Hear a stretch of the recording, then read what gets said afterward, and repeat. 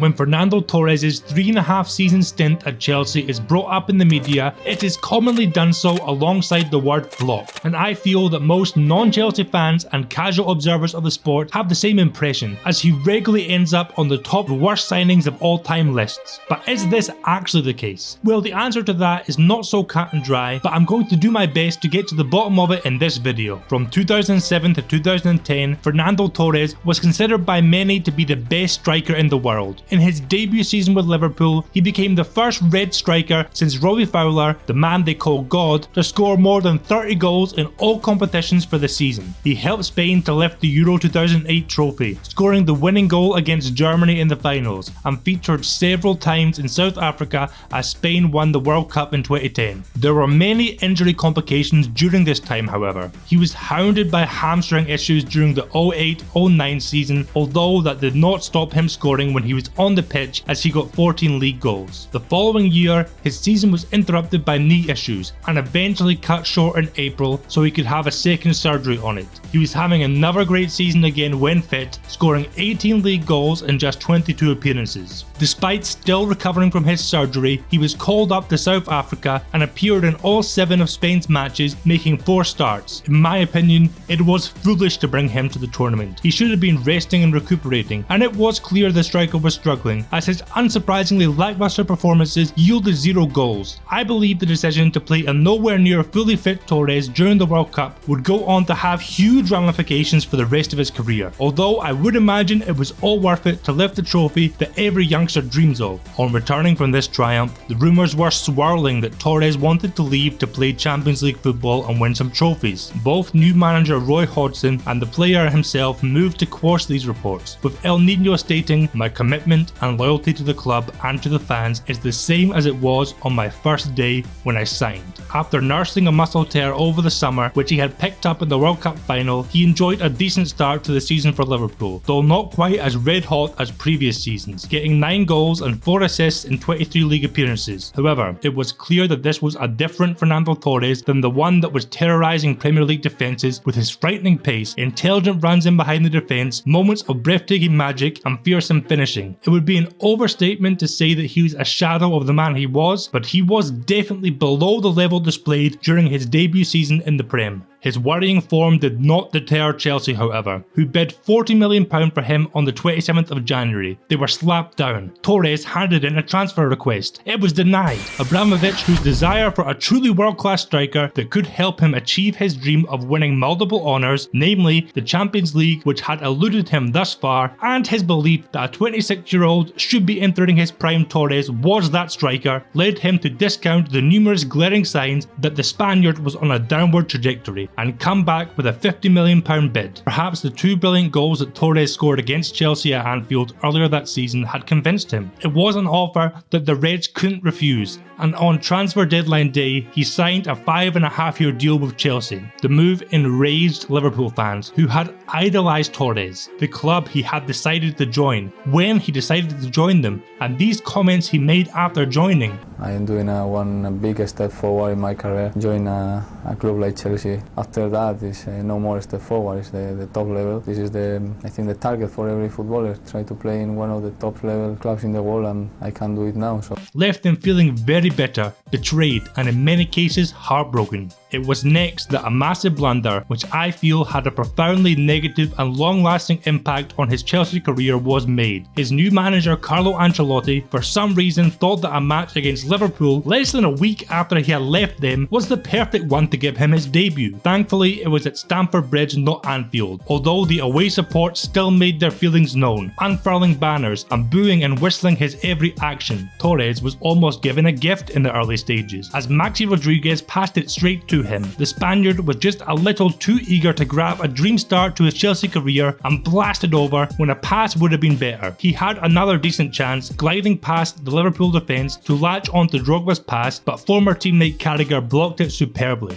That was the best he managed, as he quickly faded and looked to be rather overwhelmed by the occasion before being subbed in the 66th minute. Why did Ancelotti not use his new striker as an impact sub? Or even better, why didn't he just wait until the next match against Fulham, which was a much less high pressure situation? Of all the positions on the football pitch, striker is the one which far and away requires the most confidence and self-belief for success, and that difficult first outing depleted his reserves of those two valuable commodities. There was to be no respite for Torres though, as the games kept coming thick and fast, and Fernando still hadn't found that all-important first goal for his new club. With every passing match that he didn't manage to make the net bulge, that price tag weighed heavier on his shoulders. The expectations grew and grew. More and more questions started to be asked, as many began to label him as the worst signing in Premier League history. And while his work rate, effort and willingness to fight for his team can't be questioned, it was clear that he was struggling to integrate and adapt to his new teammates, manager and playing style as quickly as was expected. And after 5 league games without a goal, Torres was dropped to the bench. He came close on a couple of occasions, twice seeing his efforts chalked off by the refs, and only a truly world-class save from Edwin van der Sar in the Champions League being enough to prevent him from breaking his duck. In the end, it would take 14 matches in all competitions and a staggering 903 minutes till he finally got on the score sheet for Chelsea. He came on in the 76th minute against West Ham, and although a puddle in the penalty area of the waterlogged pitch almost denied him his moment of glory, he coolly managed to curl it into the corner. The joy, relief and ecstasy on his face was truly something to behold, as he was swamped by his delighted teammates. He wouldn't score again for the remainder of the season, and Chelsea finished second in the league. Carlo Ancelotti paid the price for this and was sacked at the end of the season. His failure to get the best out of Torres and decision to bench him in what could be perceived as an act of defiance against Abramovich most certainly contributed to his demise. Over the summer, Torres told the media that he was ready to put his self-proclaimed worst ever season behind him and get into the rhythm of scoring goals alongside Didier Drogba and under new boss Andre Villas-Boas. That's not exactly how it panned out, as Torres failed to score in his first 4 games. Although he had no luck in front of goal, he was still giving his all for the team, showing heart and commitment to the cause. His first goal of the season came against Man United, a strike which evoked glorious memories of the Torres of old. A smart run into the box and cool chip over the keeper. He would, however, find himself making the headlines again for all the wrong reasons. After brilliantly rounding David De Gea in the 83rd minute, Torres had the whole goal at his mercy. Inexplicably, he blasted it wide in front of the Stretford end. £50 million and he misses an open goal. He's onside! You've got to be joking me. The feeling of Torres taking 1 step forward, 2 step backs continued in his very next game, as he scored in back-to-back matches for the first time in his Chelsea career. He had shown great character to come back from what could have been a devastating blow, missing an open goal and being mocked by many in the media and online. However, just when it seemed that Torres was picking up some momentum, he got sent off for a reckless 2-footed lunge on Gower. This seems harsh to me, as I'm not even sure he caught the player. But if you go in with your studs up, the referee is well within his rights to flash a red for dangerous play. On return from his suspension, Torres was unable to pick up where he left off in terms of scoring. If you thought his goal drought of the previous season was bad, it's nothing compared to the torturous, excruciating, seemingly endless barren spell that was to follow. The whole team was toiling under the stewardship of Villas-Boas, and Torres was no different, and he went on a simply staggering 24 matches and 25 hours and 41 minutes of football without scoring. He was in and out of the first team during this time, and to his credit did register a handful of assists, but it must have been truly brutal for the Spaniard. On the 4th of March, Villas-Boas was sacked and replaced with assistant Roberto Di Matteo. This represented a real turning point for Torres, and an uptick in form followed, as he looked much more comfortable playing under the Italian, even admitting as much himself. He scored twice and assisted twice against Leicester in the FA Cup, only his 3rd match under the new gaffer. Although he didn't exactly set the heather alight in the league after this, Torres was playing well and registered 4 goals and 3 assists in the remaining Premier League matches. Chelsea won the FA Cup that year, and although Torres never made it off the bench for the final, he had played his part with his 2 goals and 4 assists in the competition. It was the Champions League, however, which existed as a platform for Torres to show the world the talent that he still possessed. He had scored 2 and assisted 5 as Chelsea made it to the semis. He was once again an unused sub for their 1-0 first leg home win over Barcelona. On the the return leg, he again started on the bench. It had been a night of high drama at the new camp, with missed penalties, red cards, and a beautiful Ramirez goal on the stroke of half-time that saw Chelsea half the deficit on the night to 2-1 and level the score on aggregate. Chelsea, unlikely as it may seem, are 45 minutes away from the Champions League final. Was the situation when Torres replaced Drogba in the 80th minute. The 10 men of Chelsea were defending with all their might, protecting a scoreline which would see them through on away goals. The game had entered stoppage time when Torres was blocked dribbling from his own half. The ensuing Barca attack broke down. Ashley Cole lumped the ball upfield, and Torres, who had not tracked back after losing possession, latched onto the ball, dribbled 50 yards from his own half, bore down on Victor Valdez, successfully rounded him with a deft touch, and banishing the ghosts of Old Trafford. Oh, what a miss! Oh, that's extraordinary! One of the greatest misses of all time. Passed the ball into the back of the net. His jubilant teammates and the Chelsea fans who all really wanted Torres to succeed. Well, that was his moment. The one that will define his time in a Chelsea shirt. Not the missed sitters and penalties or red cards. That glorious 92nd minute goal. Undoubtedly, Torres took great confidence from that special goal and used it as a springboard for his Chelsea career. I'm interested to know what you guys think. So comment down below whether you reckon this goal was as big a deal as it's made out to be, given that Chelsea were heading through to the final anyway. Whatever it wasn't enough to persuade Di Matteo to start Torres in the final against Bayern, and he again sat on the sidelines for 84 minutes watching his team trail 1-0. He instantly had a positive impact after replacing Florent Beluda, and his determined run down the right flank led to the corner which would see Didier Drogba head home the equalising goal. Extra time couldn't separate the two, and after a tense and nail-biting penalty shootout which saw Petr Cech and the post emerge as heroes, saving the last two Bayern penalties to see Chelsea be crowned champions of Europe.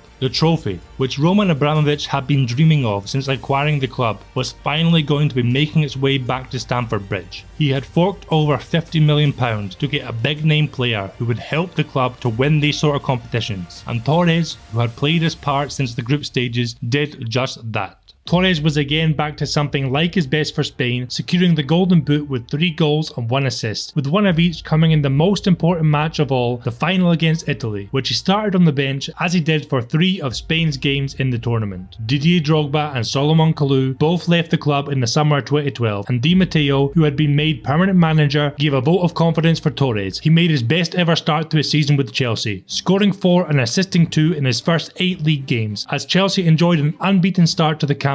You may be noticing a pattern forming here though, because just as everything was looking good again for Torres, it all started to go tits up. Against Manchester United, he was putting in a performance full of industry, effort, fight and creativity, and only an inspired David De Gea stopped him from getting a goal and an assist in the first half. In the second half though, Torres was dealt another cruel blow, as 6 minutes after Branislav Ivanovic had been sent off, Torres himself saw red, harshly in my opinion, receiving a second yellow for simulation, having been carded in the first half for a high and dangerous challenge, and he was just about to be taken off as well. It was 2-2 at this time, and the Blues would go on to lose 3-2. Chelsea's season would go off the rails after this, as they went 3 games without a win in the league, and crashed out of the Champions League, a run which ultimately led to the sacking of Di Matteo, and Torres' former manager Rafa Benitez was brought in. Hopes that his ex-gaffer would bring about the kind of form which set the Premier League alight at Anfield would have been tempered, as Torres failed to find the back of the net and Chelsea failed to win in his first league games. Torres would break a run of 6 Prem matches without a goal, netting twice against Sunderland on 8th of December and once again in the following game against Villa. Although Benitez made efforts to build the team around Torres, provided him with consistent playing time and tried to create a tactical system that would maximise his potential, this did not result in goals from Torres. The arrival of Dembaba on the 4th of January saw Torres face serious competition for his starting spot, as Benitez was forced to make tactical adjustments and rotate the two, disrupting any kind of rhythm that Torres may have been building up. After his goal against Villa, Torres failed to score again in the league until the final match of the season against Everton, a run of 18 matches, although he did make 5 assists in this time. It was again in Europe that Torres shone and delivered his best, this time in the Europa League. He scored against Steaua Bucharest in the round of 16, 3 across both legs against Rubin Kazan in the quarters. He got a goal and an assist versus Basel in the semis, and of course, Mr. Big Game Player stepped up and got the opening goal of the Europa League final against Benfica. Benfica, a match they would dramatically go on to win 2-1 courtesy of a late Ivanovic header. Torres ended the season as a Europa League winner and with 22 goals and 11 assists in all competitions. Certainly not the kind of numbers that can be attributed to a flop. Club legend Jose Mourinho rejoined Chelsea in the summer and became the last in a long line of Chelsea managers who struggled to accommodate Torres, competing with Samuel Eto'o and Demba Ba for minutes, dealing with a few injury problems and having to adapt to the tactical demands of another new gaffer saw Torres' returns diminish again as he got just 5 in the league.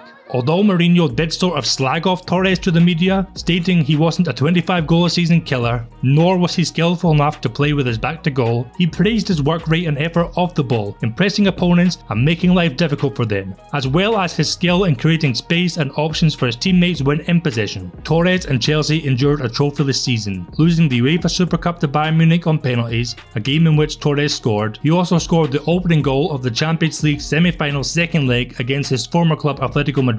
This was to be in vain though, as Chelsea capitulated, losing 3-1. They also finished third in the Prem, with Torres scoring on the final day of the season against Cardiff, what would be his last goal for the club as he was sent on loan to Milan before eventually returning to Atletico. Torres would leave Chelsea having scored 45 goals and provided 35 assists in 72 appearances in all competitions. This works out as 0.26 goals a game or a goal every 3.82 games. Just for a quick comparison, Gianfranco Zola scored 80 in 311 appearances and made 24 assists for Chelsea. That's 0.26 goals a game or a goal every 3.88 games. Zola is generally considered to be one of the best Chelsea strikers of all time. Make of that what you will. After analysing all the factors at play, it's time to address the burning question. Was Fernando Torres a flop at Chelsea? Labelling Torres as a flop oversimplifies a complex situation. Yes, he did not reach the extraordinary heights he achieved at Liverpool, but he still made important contributions during his time at Chelsea. Chelsea experienced managerial changes during Torres' tenure, resulting in variations in tactics and playing styles. These adjustments can disrupt any player's rhythm and understanding with teammates. At Liverpool, he had a wonderful relationship with Steven Gerrard both on and off the pitch, and he didn't find anyone to recreate that with at Chelsea. The weight of expectations that came along with his record-breaking transfer fee, the knee injuries he had sustained before joining, and various challenges he faced which knocked his confidence should be considered. Torres' impact extends beyond mere statistics. The answer to the question of whether Torres was a flop at Chelsea isn't black and white. It's a nuanced debate that takes into account a myriad of factors. Ultimately, his time at Chelsea may not have matched the initial expectations, but it was far from